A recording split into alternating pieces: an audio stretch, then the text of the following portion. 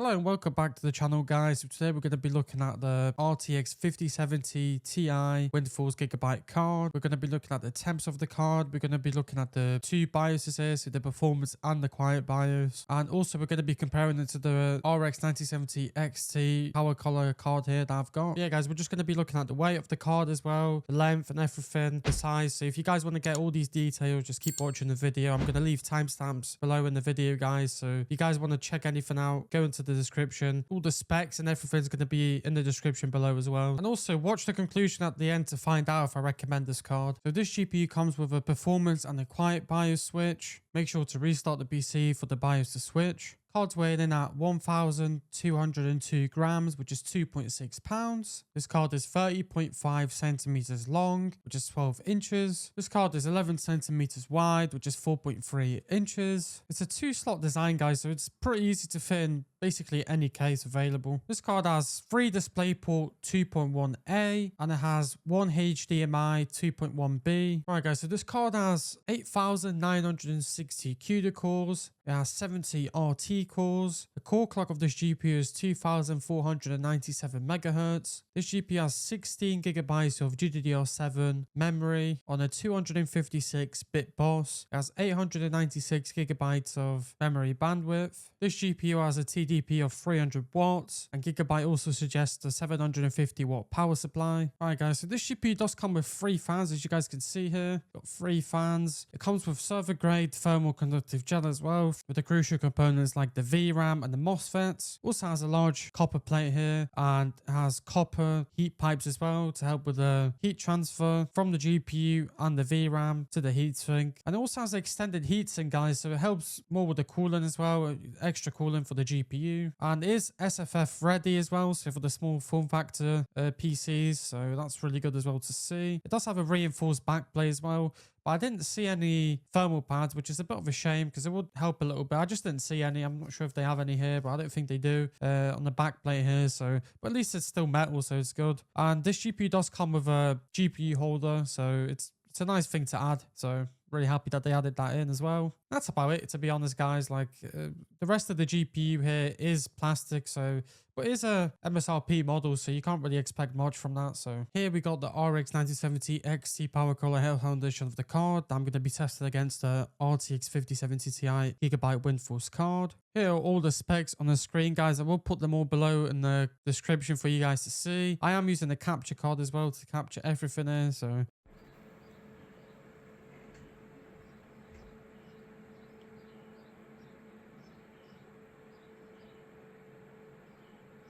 alright, guys, so we're in the game now, and you guys probably just heard the sound. It's pretty loud, this card, honestly. We are going to test the quiet BIOS in a minute, but let's just go over the temperatures and everything. So we're getting 70 degrees here. The game has been on for around 15 minutes now, so yeah, it's getting 70 degrees here on the core, 1,900 RPM on the fans here, using 12 gigabytes of VRAM here, 2,800 megahertz boost clock here, and we're pulling 290 watts around there. And yeah, we're getting around 70 FPS, 65. It does depend where you look in the game, so yeah. Also, I do usually put in memory temps, but this time, for some reason, it didn't let me put it on. I couldn't literally, it was just not popping up in my MSI Afterburner thing on the River Tuner, so I just don't have it on, guys. I was searching for it for so long. I wasted like 30 minutes, so it just wasn't popping up. Nothing was showing, so I don't know. I do have that sometimes. I had that with the 9000X3D as well. It just wasn't letting me put the CPU like clocks and temps and all that, so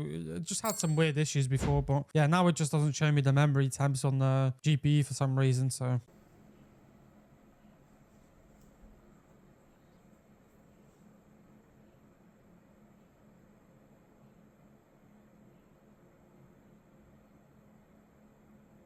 right, so we're in the game now, and as you guys heard before, silent BIOS really does sound more silent. Honestly, it's 400 RPM less on the fans. The temperature's a little bit higher, but it's definitely worth it, guys. As you guys can see, we got like 3 or 4 degrees more on the core here, but it's really so much quieter. And I do recommend using the silent BIOS with this card, guys, because in other cards that I've been using before, silent BIOS really doesn't do much. But here, we're having the same exact performance, and the fans are so much quieter, and it's just more enjoyable, guys. So if you guys have this card, definitely do enable the silent BIOS, because it's really worth it. honestly. The performance is exactly the same, and you know, the temperatures are like 3 degrees more, but it's so much quieter, honestly. We're still getting like around 65, 70 FPS like before, so. Alright guys, so we got FORZA Ryzen 5 here, 4K max settings, we've got TAA on, RT on Ultra, literally max settings, and we're seeing that the RX 9070 XT is pulling ahead here quite a bit, around 20, 25 FPS, but it's a bit weird. I'm not sure. It might be because of the rain, guys. I think the rain might be a bit too intense, because I don't think the RX 9070 XT should be pulling ahead this far in this game. I don't remember, like, last time when I did the test, I don't think it was that like pulling ahead that far. So yeah, I think it might be because of the rain, guys, but the 1% lows here on the RX 9070 XT are pretty bad. I don't know what the hell's going on. We're seeing like 10 FPS on the 1% low, so it's looking really bad, really stuttery for some reason. I am running the latest NVIDIA drivers as well, the one from the 30th of April, and I'm on the newest driver on the RX 9070 XT here, so really don't know what the hell's going on with the 9070 XT here. It's really choppy, so I don't really know what the hell's happening. Okay, so here in The Last of Us Part 2, we're playing in 4K max settings. We're playing with TAA as well, and we're seeing around 10 to 12 FPS more on the RTX 5070 Ti, and the power draw is a bit lower as well, about 50 to 40 watts less on the 5070 Ti here. It's really good to see, honestly. And yeah, the 5070 Ti seems to be pulling around 10 FPS more here, and pulling, of course, less power as well, so it's really good to see. I'm glad also that the RX 9070 XT here, in this game at least, it doesn't have FPS drops like it did on FORZA Ryzen 5. Okay, and we got ATOMFALL at 4K max settings, native resolution here, because this game doesn't support any upscalers. So we're seeing around 20, 25 FPS more on the RTX 5070 Ti here, getting over 120 FPS, which is just really lovely to see, especially without using any DLSS or anything like that here. So the RX 9070 XT is still doing really well here too. So yeah, both of these cards are performing really well in this game, and the 1% lows on both of these cards are really good as well. Okay, so we have GTA 5 Enhanced in 4K max settings, R2 and Ultra, and we have DLSS on quality on the 5070 Ti, and we have FSR quality on the RX 9070 XT, and we're seeing that the RTX 5070 Ti is pulling ahead around 20, 15 FPS more here. The RT is really intense in this game, and it doesn't even look that good on Ultra. I'm not going to lie, it really looks horrible, but I did want to just crank the settings up very high here so you guys could see the performance. Yeah, both of these cards are doing really well here. The 5070 Ti is pulling ahead and also is pulling less power as well, so around 40, 50 watts less as well. So yeah, it's just doing really well in this game again. But you guys have to remember that the 5070 Ti does cost a bit more as well, so that's another thing. Right, so we're at the conclusion now, guys, and I think it's a pretty decent card. It's a small card. It pulls less power than the 9070 XT. It does cost a bit more than the 9070 XT here, around I think £100, something like that, at least in the UK here.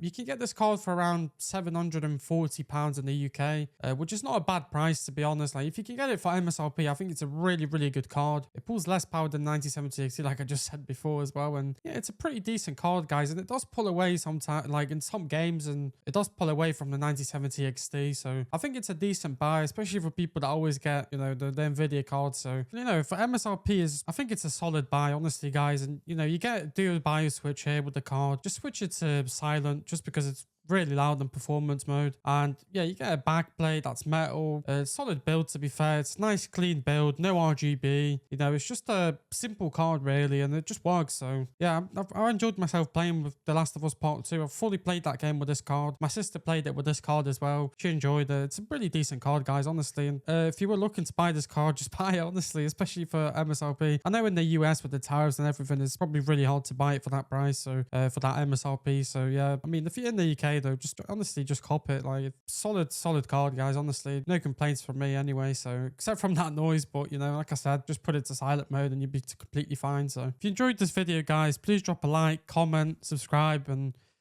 yeah, these videos do take quite a bit of time. It's literally took me 2 days to make this video because, you know, all the testing and all that. So yeah, please drop a like, guys. It really helps. I will have an affiliate link for Amazon in the UK. So if you guys are going to buy it, please buy it through that link. It doesn't cost you anything more, and it will help me out a bit. So yeah, thank you guys for watching. Have a good one.